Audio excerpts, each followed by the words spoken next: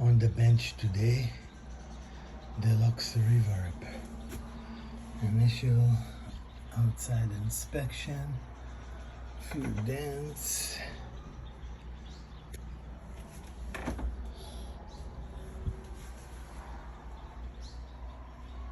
Looks pretty good.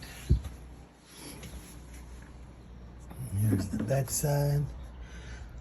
Already I noticed that it's got a 3-prong power cord. We'll see that it's gonna pass Uncle Doug's requirement. Nice and clean. Here's the tube chart coming up right there. All right.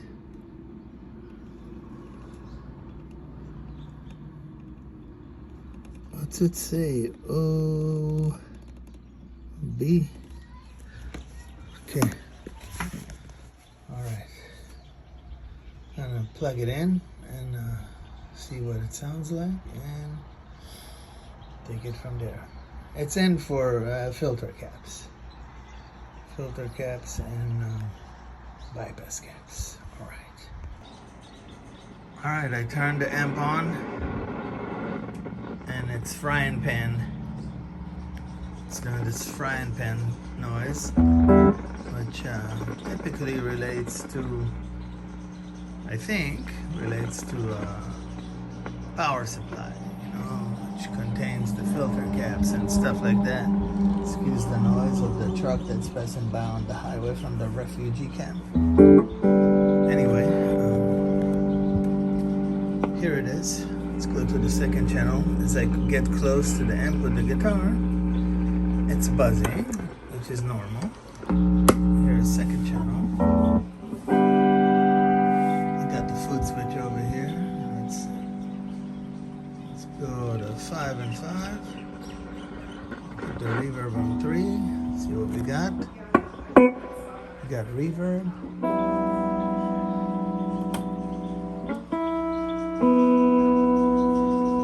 We got vibrato. Kind of weak, but it's there.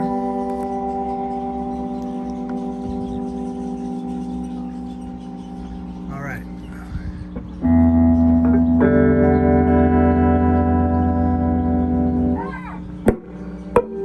Alright, cool.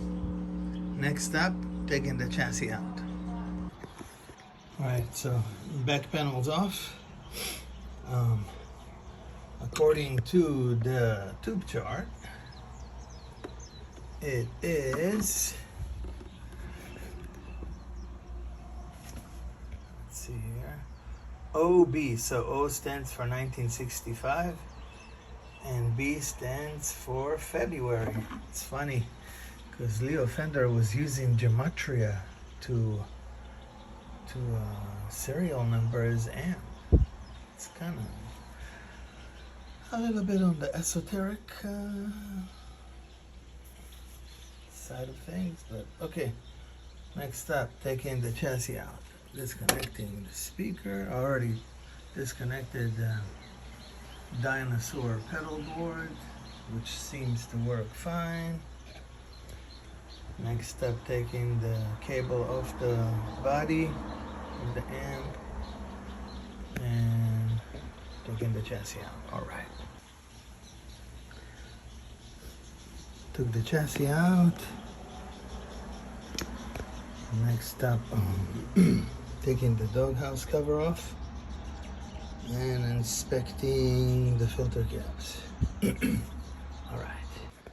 Alright, so here's the dog cover off, and I got 430 volts waiting for me. So here's my handy dandy discharge tool. Okay, watch this. I'm gonna take this and touch the plus here and watch. Drain to 0. I don't feel like getting electrocuted.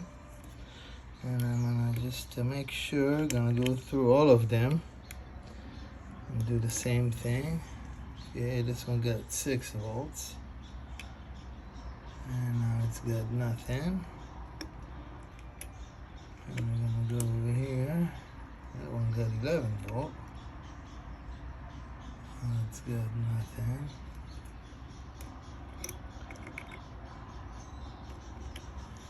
This one has 1 volt. Nothing. And this one got 0. All right. We're not gonna die today. And I'm noticing here that this tube cover is not sitting right. That's a no-no, Mr. Peter. Peter. This is how it's supposed to be, see? All right, so looking at Sprague, I'm still gonna change them because I think they're kind of old, and probably change those resistors. All right. Okay, so I'm running into a little detour here. The filter caps that I got are missing one, so I'm gonna have to order the right kit for this. Captain Peter ordered this kit here.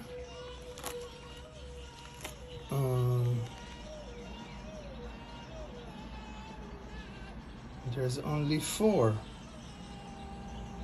and it should be 5, like right there. So I think he's traveling now, so I'm gonna have to get a hold of him. But at any rate, looking at the way the 3-prong was wired, that's scary shit right there. I do not like that. That's really dangerous. And they added a death cap too. They replaced the molded, the blue ones that were here. They didn't change those, which is fine because we like the blue molded caps. And those were changed, and those were changed, and those were changed, and that one right there. But it's wired all weird. I do not like it. I do not like it because it's not really safe. So I'm gonna rewire it and give it use the ground switch for negative feedback as well.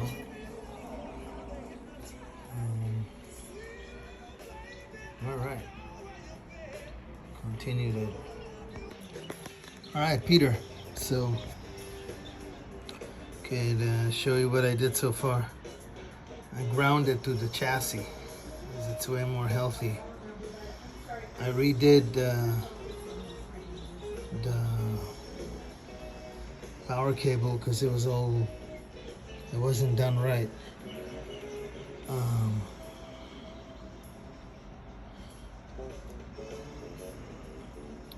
Yay. So now we have negative feedback on the ground.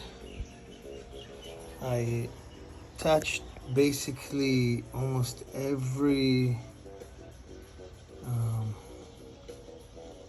eyelet that needed it. I'm missing 2 bypass caps. I installed the new ones. 1, 3, 5. The kit only came with 5 and we need 7. We need 7, so I'm missing 2. I'm gonna order 2 of those. Cleaned up the board with alcohol. I checked these here. They seem to be fine. 470 ohm. And 1500, 470 and 1500, those are okay. I'm gonna do some more cleanups and then just waiting for filter caps. You only gave me 4. This kit, look, it says 4. And the 2570 is supposed to go over here. So I think you ordered the wrong kit. So I'm gonna swap this, and I'm gonna order the right filter cap. So when you get here, hopefully we'll have the amp ready. All right. Other than that, rock and roll, baby. Oh yeah, and one more thing. This is bullshit here. That's not gonna work for Avi. So I'm gonna order the thingy-majigger that sits over here that holds the cable like it should. Alright bro, later. Back on the bench. Fender. Deluxe Reverb 1965. Got the parts. About a few days later. So I'm gonna install the filter caps and bypass caps and clean it up because it's kind of dirty. And fire it up when it's ready to go. All right. So in order to get this clean really good, I'm gonna take this out and clean it really good with alcohol. And I'm gonna need my two hands. So back in a second. This is what the back looks like. So I'm gonna clean this up. I also noticed that this thing right there is barely making it into the eyelet. So I'm gonna fix that and inspect the rest. All right. You know Kyle's gonna be so proud of me. Oh yeah. All right, filter cap done. F&T's 22 microfarad at 500 volt. I'm gonna replace this because this is garbage, and I'm gonna clean this up too with alcohol so it's all nice. And I'm gonna put a new strip of weather sticker thingy-majig. After about 45 minutes of breaking that weather strip and cleaning it with alcohol and a roll of toilet paper, I got it. So here comes the new weather strip, and I'm gonna need two hands to do that. So back in a sec. New weather strip is glued inside. Time to put the filter cap, the doghouse cover back on and rock and roll. Next step, replacing these little filter caps right there. All right, so just put a brand new JJ 6V6. And here they are right there. Doing the bias calculation in order to get to low wattage. It's like at 462,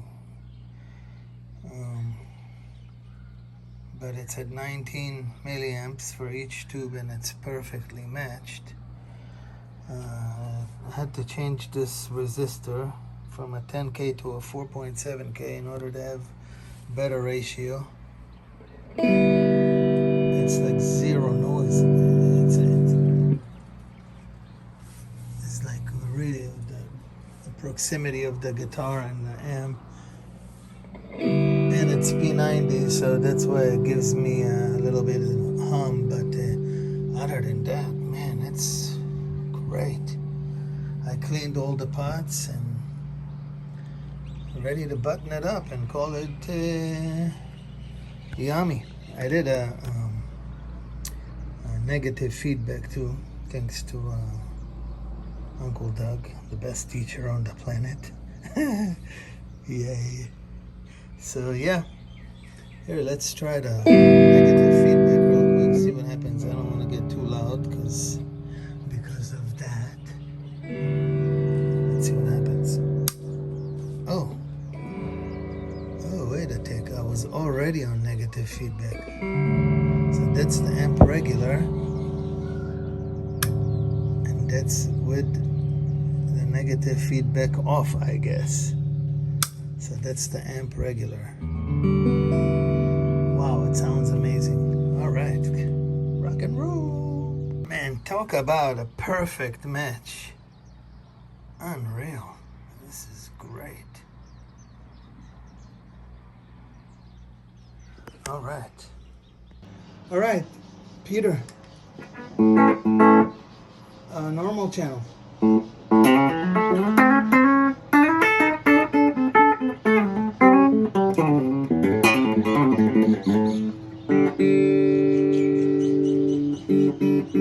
Treble, nice and clean. I cleaned all the pots because they were filthy. That's the bass. Alright, moving to the real channel. Let's take the volume all the way down. Plugging in number 1. Oh, what do you know? Tremolo is on already. Let's see.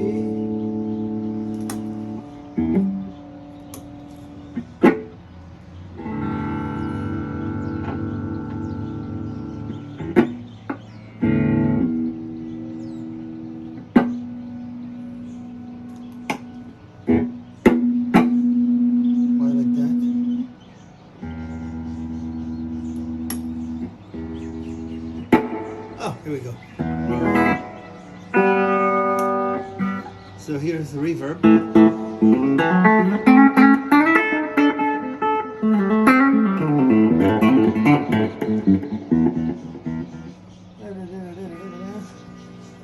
It sucks when you can't see shit.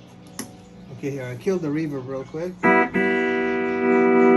volume at 3, I can't go too loud because my neighbors will kill me. So, 2.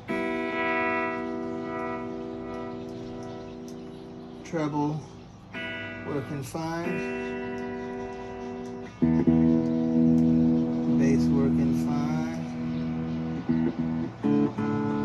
And then here, let's turn on the vibrato all the way down. Speed and intensity all the way up.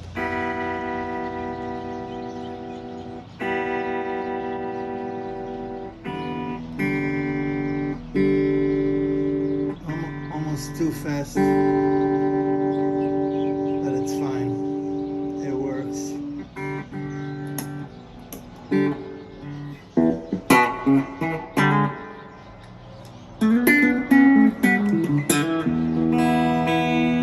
All right, I'm stoked. I got it working really good, man.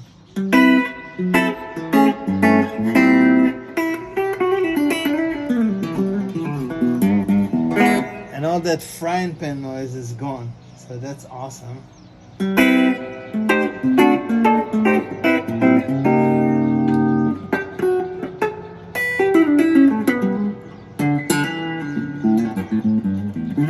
My finger's not working though.